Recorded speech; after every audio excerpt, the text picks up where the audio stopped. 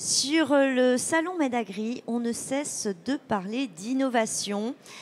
Innovation tous azimuts, mais innovation aussi autour des coproduits. Alors vous allez tout comprendre dans quelques instants. Pour en parler, j'accueille Julie Littas de Vaucluse Provence Attractivité. Bonjour. Bonjour, donc l'agence d'attractivité du département, vous allez nous expliquer. Et Sandrine Lopiprel du pôle Innovalliance, et vous êtes responsable de l'innovation, c'est bien ça? C'est ça. Bonjour à tous. D'accord. Merci d'être avec nous. Vous étiez hier, vous aviez organisé une journée autour des opportunités de la valorisation des coproduits. Alors pourquoi Vaucluse Provence Attractivité, vous avez décidé d'être partenaire ou d'organiser, c'est même vous qui avez impulsé cette journée. On ne vous attendait pas forcément sur un rendez-vous comme celui-ci. En partenariat étroit avec le pôle Innovalliance, en effet. Vaucluse Provence Attractivité, c'est d'abord l'agence chargée de faire rayonner et d'attirer des touristes, des talents et des investisseurs sur le département du Vaucluse. On a lancé, sous l'impulsion de Dominique Santoni, la présidente du département, et du président de VPA, Pierre Gonzalves, en 2022, un réseau d'ambassadeurs qui s'appelle la Team Vaucluse, qui avait justement la volonté des hommes et des femmes engagés du territoire, la volonté de prolonger cette action, de faire rayonner le territoire et de le faire connaître, non pas seulement comme un territoire de plaisir et un territoire justement sur lequel les filières agri et agro, cet art de vivre que nous connaissons bien tous, qui est effectivement très, très porteur, mais également aussi sous cet axe de l'innovation, de faire rayonner l'innovation et la durabilité aussi qui aujourd'hui est très présente sur le territoire. Donc l'idée, elle est vraiment venue d'un groupe de cette team Vaucluse, qui a voulu impulser une journée pour faire rayonner effectivement ce dynamisme économique, cette innovation et la durabilité de ces filières. Et puis aussi pour prolonger notre action d'attraction d'investisseurs, puisqu'une journée telle que celle-ci, elle permet de faire venir aussi un grand nombre d'entreprises innovantes sur le territoire, de leur montrer toute la dynamique de notre écosystème. Il y a un fort dynamisme avec de nombreux partenaires qu'on a pu mettre en valeur hier, et donc voilà, c'était l'objectif de cette journée. Donc objectif atteint, grande réussite, de nombreux inscrits. Tout à fait. Qui vous aviez autour de la table ?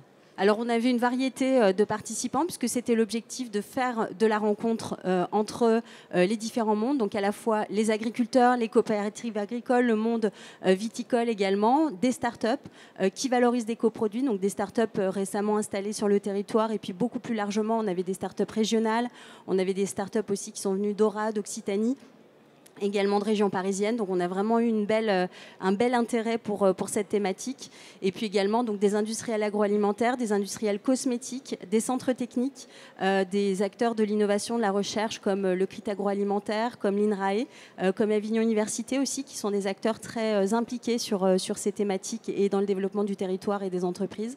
Donc voilà, vraiment une belle diversité au service de l'attractivité, du rayonnement du territoire. Très bien. Alors Sandrine, quand on parle de coproduits, autrefois on aurait parlé de déchets. Aujourd'hui on utilise ce terme qui est plus joli, si ce n'est que peut-être un jour déchet va retrouver un sens noble.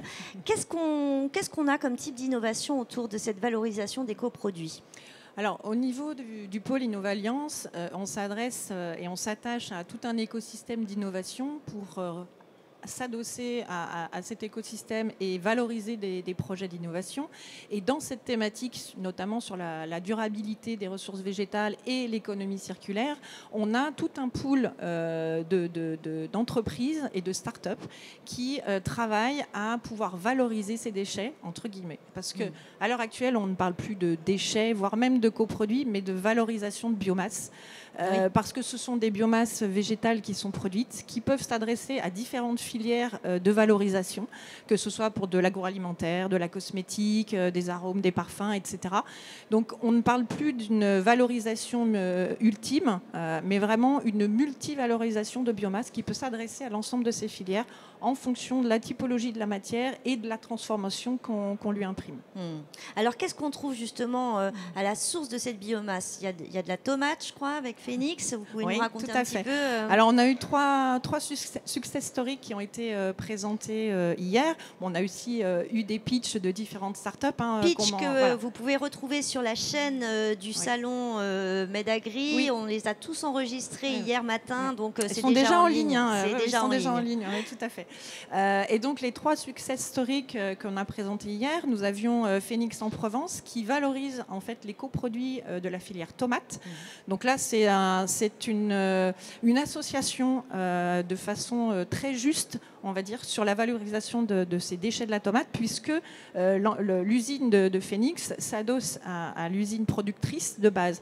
Et donc, il y a une vraie synergie entre l'outil qui est utilisé pour la transformation de la tomate, puis la transformation du déchet qui ensuite est valorisé par Phoenix en Provence. Voilà, donc là, il y a une vraie co-construction entre la structure productrice du déchet et la structure qui valorise ce coproduit. D'ailleurs, ils se sont associés, oui, c'est bien ça, le groupe CAPL voilà. et Phoenix en Provence. Donc 50-50, et avec en plus une volonté de revenus équitables, c'est-à-dire qu'on n'achète pas la tomate à bas prix. Non. Alors, le coproduit qui est généré, donc ça peut être à l'issue de la transformation de la tomate, on a la pulpe. Enfin, la pulpe est utilisée en agroalimentaire, mais on récupère de la peau, on récupère des pépins. Et en fait, ce kilo de déchets est acheté au même niveau qu'un kilo de tomates fraîches produites. Voilà. Ça se salue. Ce qui fait que pour le producteur, effectivement, on a une double valorisation, à la fois de son produit tel qu'il est réellement, mais aussi du coproduit qui est généré. Et là, pour le coup, c'est une vraie belle association entre la CAPL et Phoenix qui permet de rajouter cette valeur au niveau des producteurs. Voilà, on a aussi Antophénol qui a été présenté. Où là, la valorisation est sur une autre filière, puisqu'on est sur des coproduits issus de la vigne. Et donc, c'est la valorisation des cèpes de vigne qui est donc transformée, avec une visée qui est complètement différente. Celle de Phoenix en Provence et de la CAPL, on vise le marché cosmétique. Oui. Donc là, c'est vraiment des ingrédients pour le marché cosmétique. Au niveau d'Antophénol, l'objectif primaire, c'est le biocontrôle. C'est-à-dire qu'à l'issue de la transformation et de l'utilisation du coproduit de la vigne, l'objectif, c'est de produire une molécule qui a des effets de biocontrôle, à la fois sur le milieu de la vigne, mais aussi pour la filière pomme, et d'autres développements à venir. Très bien. Voilà. Un troisième exemple. Et juste pour préciser, c'était avec le Vieux Pointet, puisque là on était aussi sur un binôme. Oui, j'avais Laurent et donc il y avait Laurent Tamizier également qui est intervenu. Ouais. Donc, alors je ne connais pas Laurent, il a l'air très sympa, mais c'est qu'est-ce que le bio? Alors donc un exploitant, le Vieux Pointet, c'est un exploitant. Le partenaire. Donc voilà, il y a eu un partenariat pour des tests justement sur justement des parcelles de pommes et de poires justement, puisque Laurent Tamizier est agriculteur, il est agriculteur bio. À l'Isle-sur-la-Sorgue, il a aussi un domaine viticole. Et donc, ça lui a permis aussi de tester la solution directement en champ et de voir les premiers résultats sur des cultures. Les agriculteurs jouent le jeu. Voilà, tout à fait. Présent au rendez-vous de l'innovation. Oui, tout à fait. Et il y a aussi un agriculteur qui est très précurseur sur cette question, puisqu'il utilise ses coproduits, donc Laurent Tamizier, le Vieux Pointet, de longue date, notamment pour chauffer ses serres, des serres grâce à un procédé de méthanisation. Donc récupérer la chaleur pour chauffer des serres et notamment produire un certain nombre de fruits exotiques, par exemple des mangues à l'Isle-sur-la-Sorgue. Donc c'est peu commun et c'est aussi un résidu de coproduit. C'est une autre voie de valorisation qui complète. Bon, très bien. Les agriculteurs toujours au rendez-vous de l'innovation. Upcycle. Alors Upcycle, c'est aussi une success story, on va dire, parce que c'était une start-up qui est suivie depuis un certain temps par le pôle Innovalliance. Et là, en fait, c'est une vision du coproduit qui est un petit peu différente, puisque Upcycle va proposer des gisements de biomasse à différents industriels. Et donc, cette structure n'en fait pas la transformation directement. Par contre, elle propose ces gisements avec un niveau de qualité, de traçabilité, d'homogénéité qui garantit après à l'industriel de pouvoir l'utiliser dans son process de production. D'accord. Mais tout type de gisement, du coup, c'est oui, ça peut être tout type de gisement en fonction du besoin de l'industriel, parce qu'il ne faut pas oublier qu'un coproduit, en tout cas un déchet, ne peut être utilisé que s'il répond aux critères de l'industriel qui va l'utiliser derrière. Avec et ça, c'est souvent, purification, souvent le nerf de la guerre, c'est que la matière puisse vraiment être en adéquation avec le besoin de l'industriel. Et c'est ce que fait Upcycle. Donc c'est tout ce travail préalable de trouver le gisement, en fait, d'identifier où est-ce que les gisements sont disponibles, sous quelle forme ils sont disponibles pour pouvoir être utilisés après directement en fonction du besoin de l'industriel. Très bien. Un maillon de la chaîne auquel on n'aurait pas forcément pensé, mais qui est finalement indispensable. Complètement. Très bien. Alors, Vaucluse Provence Attractivité, vous êtes donc fiers de ce qui se passe en termes d'innovation d'éco-produits. Vous le faites savoir au monde entier. Vous pensez que les journées comme celle-ci vont permettre effectivement de donner un peu de puissance financière, mais pas que, aussi de la reconnaissance à ces entreprises qui innovent. Vous avez senti une appétence pour le sujet ? Alors, on avait senti une appétence déjà il y a un petit moment sur le sujet, notamment quand on va sur des salons dédiés à la cosmétique, dédiés aux ingrédients ou à l'agroalimentaire. On se rend compte que c'est un sujet qui est quand même très, très porteur. Aujourd'hui, c'est vraiment une attente du marché. Donc, on se rend compte aussi qu'on a un écosystème très orienté ingrédients naturels sur le territoire. Donc, c'est ce qu'on met en avant, nous, très régulièrement dans le cadre de la promotion qu'on fait et des rencontres aussi qu'on fait avec des entreprises qu'on essaye de faire venir sur le territoire. Donc, c'est effectivement pour nous une très belle opération. Donc, avec on s'en est félicité, mais c'était essentiellement aussi pour montrer aussi que ce dynamisme, il a des retombées directes sur le territoire, puisque en fait là on parle de toute la chaîne de valeur agri et agro. Donc l'idée, et c'est ce que tu disais très justement, c'est ce partage de la valeur aussi qui va intervenir de l'agriculteur jusqu'au transformateur final, puisque chacun va aussi intervenir dans cette chaîne de valeur en lien avec les transformateurs qui peuvent aussi valoriser ces coproduits avec les différentes solutions qu'on a pu montrer hier.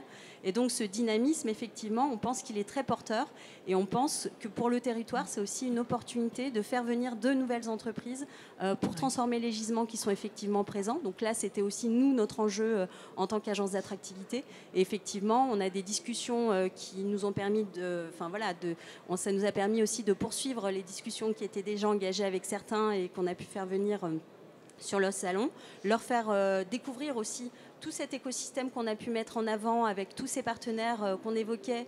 Je n'ai pas cité la formation tout à l'heure, qui est aussi très clé sur le territoire, avec plus de 5000 apprenants qui sont actuellement en formation sur le territoire.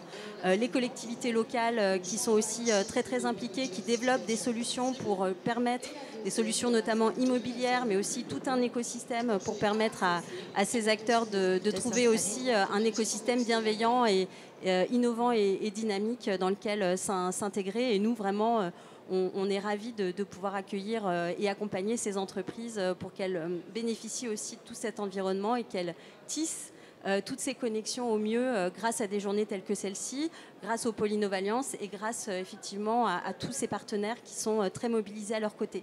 Très bien, et bien voilà, le Vaucluse devient le spot de l'innovation d'éco-produits dans le monde, c'est l'objectif. Coproduits issus de l'agriculture, rien ne se perd, tout se transforme. C'est bien la leçon qu'on doit en tirer. Bravo à toutes ces startups qui innovent. On en reçoit quelques-unes tout à l'heure sur le plateau parce qu'elles ont, pour certaines, reçu les trophées de l'innovation. Oui. Voilà. Merci à vous deux, je vous souhaite un excellent Médagri. Merci beaucoup. À bientôt. À bientôt, au revoir.